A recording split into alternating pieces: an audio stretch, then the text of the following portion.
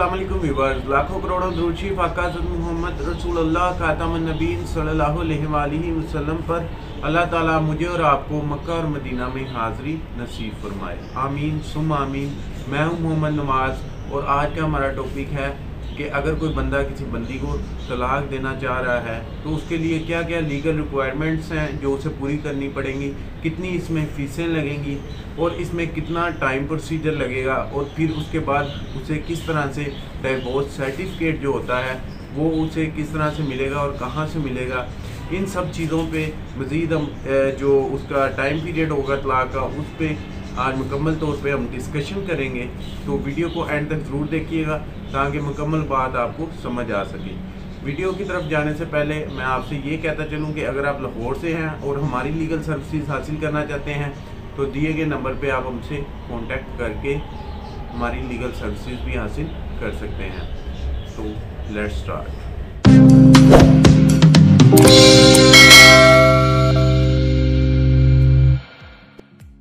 जी viewers, जैसा कि आपको पता है आज के टॉपिक का इंट्रोडक्शन मैंने ऑलरेडी करवा ही दिया आपको। तो अगर कोई बंदा किसी बंदी को तलाक देना चाह रहा है तो उसके लिए उसे लीगल रिक्वायरमेंट्स क्या चाहिए होंगी, उसे क्या क्या कानूनी जो चीज़ें हैं उनसे गुजरना पड़ेगा, तो उसके बाद जो है वो उसे डिवोर्स सर्टिफिकेट मिलेगा। इस पर सबसे पहले बात करते हैं, लेकिन उससे पहले दुआ है कि अल्लाह ताला तमाम बहन भाइयों के घर को बस्ता रखे और किसी की भी तलाक तक नौबत ना आए। आमीन सुम आमीन। तो एक्चुअली इसमें अगर एक बंदा डिवोर्स देने का उसने सोच लिया है तो 2024 के जो मामलात हैं वो अब अलग हैं। अब तकरीबन 1 साल से जो है वो इसकी डिवोर्स की फीसेस बढ़ गई हुई हैं।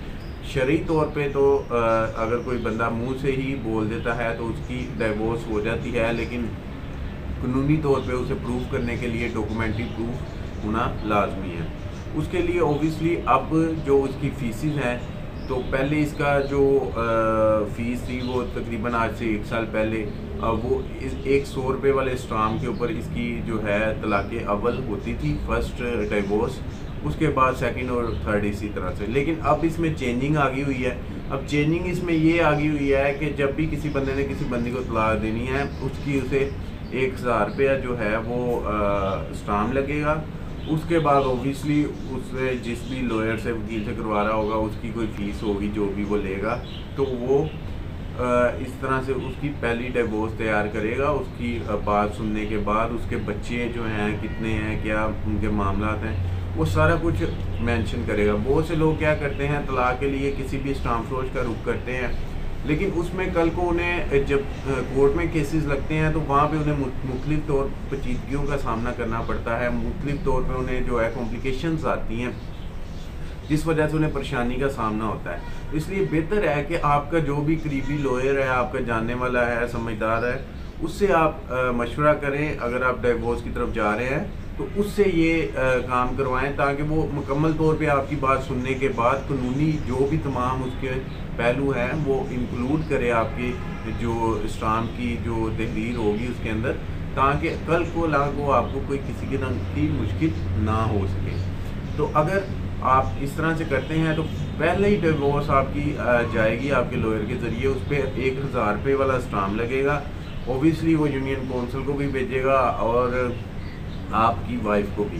तो वो किसके थ्रू जानी चाहिए, वो ADTCS के थ्रू जो है वो डिवोर्स जानी चाहिए, ताकि कल को अगर कोई बंदा या बंदी को मुकर भी जाती है, यूनियन कौंसिल वाले मुकर जाते हैं या जो बंदी जिसको पहुंची है वो मुकर जाती है, कुछ इस तरह से मामला होते हैं, तो आपके पास प्रूफ हो कि ये मैंने कुरियर के ज़रिए आपको भेजी थी और ये मामला है। फिर इसी तरह से जब दूसरा साल आएगा, दूसरा साल कह रहा हूँ, दूसरा मंथ आएगा, मिसाल के तौर पे 10 तारीख को आपने डिवोर्स भेजी है तो नेक्स्ट 10-11 को आप दोबारा दूसरी डिवोर्स दे सकते हैं।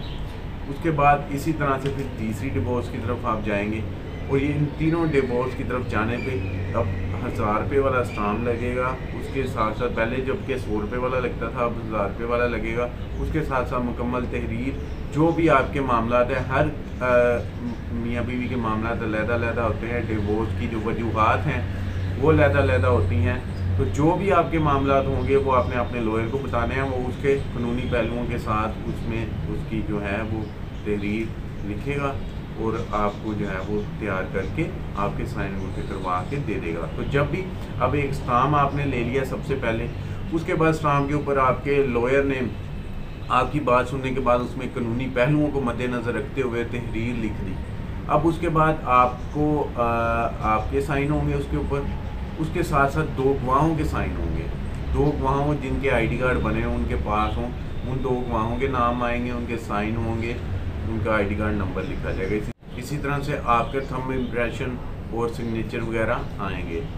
तो इसके बाद जब आपका 3 माह का डिवोर्स पीरियड गुजर जाएगा, फर्स्ट डिवोर्स होगी, फिर नेक्स्ट 11 को सेकंड, फिर नेक्स्ट 11 को, उसी तरह से थर्ड। अगर फर्स्ट 11 को या 10 को होती है तो उसी तरह से वो फिर चलेगा, 3 माह तक ये चलेगा।